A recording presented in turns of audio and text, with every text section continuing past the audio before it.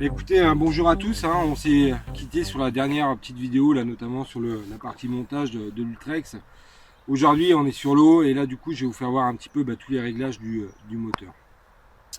Donc on a terminé sur ce petit capteur, j'avais dit que je reviendrai un petit peu là-dessus. Donc le positionnement notamment du capteur qui est importante, notamment sur le devant du capteur on retrouve une flèche et cette flèche elle donne vraiment la direction du bateau. Alors ce qui va être important dans un premier temps, c'est de positionner le capteur, notamment la flèche, dans l'axe du bateau. Donc après, ça peut être sur la proue du bateau comme j'ai fait, ça peut être sur le côté du bateau.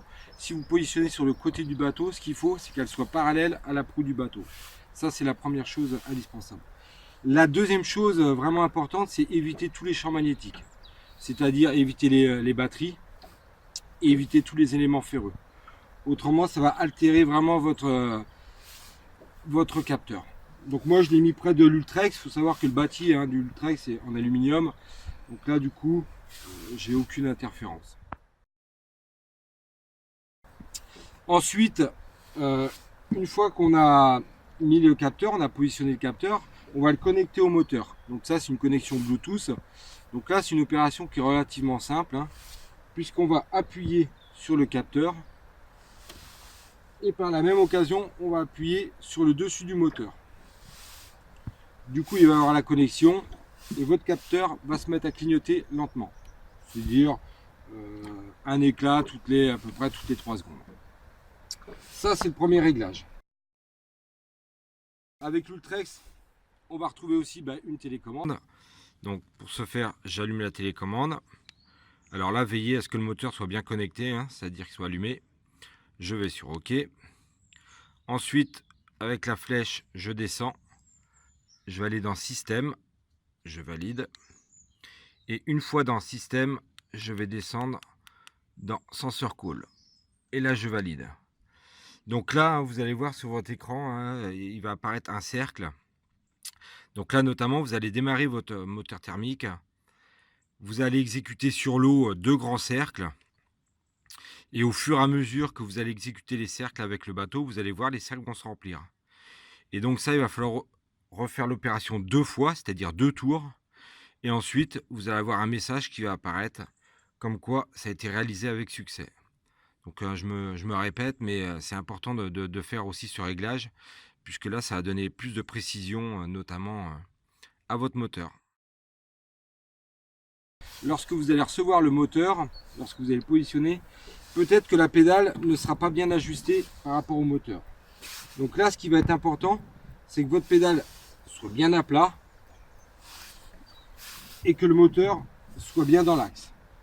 Donc si ce n'est pas le cas, ça reste relativement simple là aussi. Devant ici, on a un petit capot, on vient le retirer, on enlève la connexion, on vient desserrer le câble qui est juste sous la pédale à l'aide d'un tournevis cruciforme. Ensuite, on enlève le petit capteur, on débranche et en fin de compte, à l'intérieur, on a une petite roue crantée. On vient la retirer, on repositionne en tournant le moteur ici pour que tout soit dans l'axe et la pédale bien à plat. On remet notre petite roue crantée, on rebranche et on ferme le capot. Et on vient retendre nos câbles sur la pédale. Donc si vous desserrez, moi ça a été le cas, j'ai fait à peu près 8 tours dans un sens, j'ai desserré la pédale, les câbles, et j'ai resserré 8 tours dans l'autre. Voilà, donc là les 2 premiers points. Ensuite, alors ce qu'il faut savoir sur l'Ultrex, c'est que ça combine à la fois une pédale mécanique, puisqu'on retrouve quand même un câble, avec tous les avantages qu'on peut retrouver avec un moteur à commande électrique.